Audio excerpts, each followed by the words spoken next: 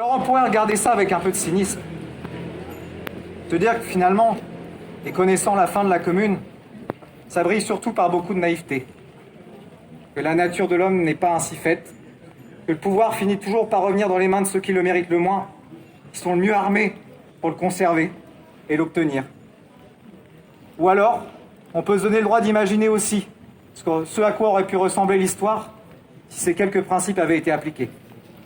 Et faire en sorte de les partager pour qu'un jour ils deviennent une évidence. Et partager avec eux les noms de Nathalie, d'Elisabeth, de Victorine, d'André Léo, de Louise. Et poursuivre ainsi la tâche que se sont donnée en 1882 les communards rentrant du bagne, et pour qui l'oubli était pire que la défaite, qui justement ont décidé de créer cette association pour faire en sorte qu'on s'en souvienne, qu'on se souvienne d'eux et de ce qu'ils avaient accompli, et qui ont tissé cet immense héritage de dessins, d'histoires, d'anecdotes, de souvenirs, de chansons, qu'ils ont conservé ardemment face à l'immense entreprise d'effacement des Versaillais et de leurs descendants. Est-ce qu'on parle de la Commune de Paris à la télévision? Non. Est-ce qu'on parle de la Commune de Paris dans les manuels scolaires? Non.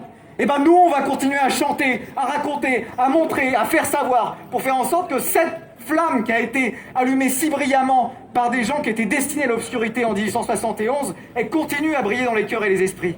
Et moi, ce que j'espère, c'est que vous, aujourd'hui, vous serez nombreux à nous épauler pour le faire en nous rejoignant à l'association des amis et amis de la commune, et qu'ensemble, on essaiera de se tenir à la hauteur de la devise que notre association a empruntée à Victor Hugo. Le cadavre est à terre, mais l'idée est debout. Alors tenons-la haute et bien fière.